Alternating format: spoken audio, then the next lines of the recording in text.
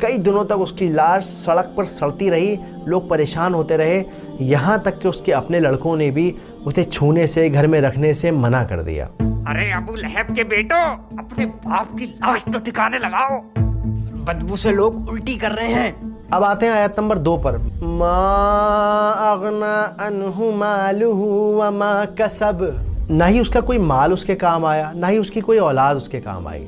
اصل میں یہ آیت جواب ہے اس بات کا جو ابو لہب اکثر لوگوں سے کہا کرتا تھا، اگر وہ سچا ہے دے دوں گا مال و دولت اللہ کو اور بچا لوں گا خود کو جہنم سے۔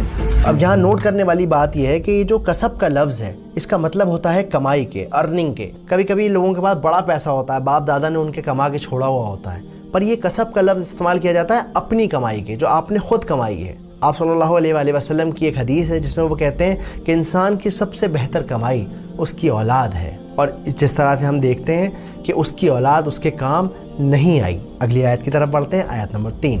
سَيَصْلَىٰ نَارًا ذَاتَ لَهَبٍ، کہ ابو لہب جہنم کی آگ میں جلایا جائے گا جو بھڑک رہی ہوگی، شعلے والی آگ ہوگی۔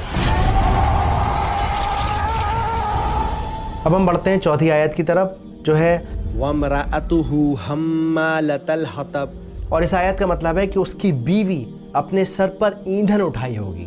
ایندھن کیا کہ وہ لکڑیاں ڈھو رہی ہوگی جہنم کے اندر۔ اس کا کام یہ ہوگا کہ جلنا تو ہے ہی ہے، اور ساتھ میں آپ کو جانا ہے، اس کو جانا ہے اور جا کر یہ لکڑیاں لے کر آئے گی اور اس آگ کے اندر لکڑیاں ڈالے گی۔ تو جب ہم آگ میں لکڑیاں ڈالتے ہیں تو کیا ہوتا ہے، آگ اور تیز ہوتی ہے، تو اپنی آگ یہ خود بخود جلائے گی۔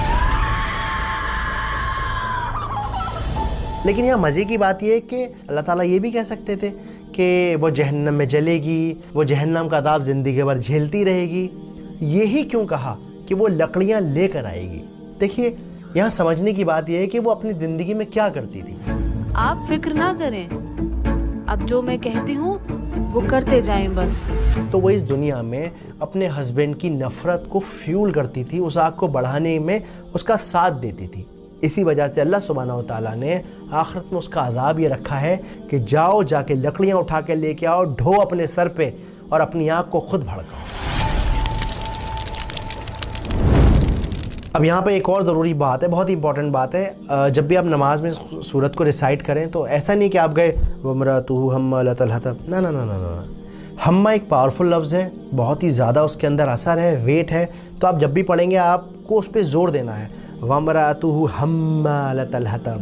آیت نمبر 5 کی طرف بڑھتے ہیں جو ہے فِي جِيدِهَا حَبْلٌ مِّن مَّسَدٍ، اور اس کے گلے میں مونج کی رسی ہوگی، یعنی ناریل کی چھال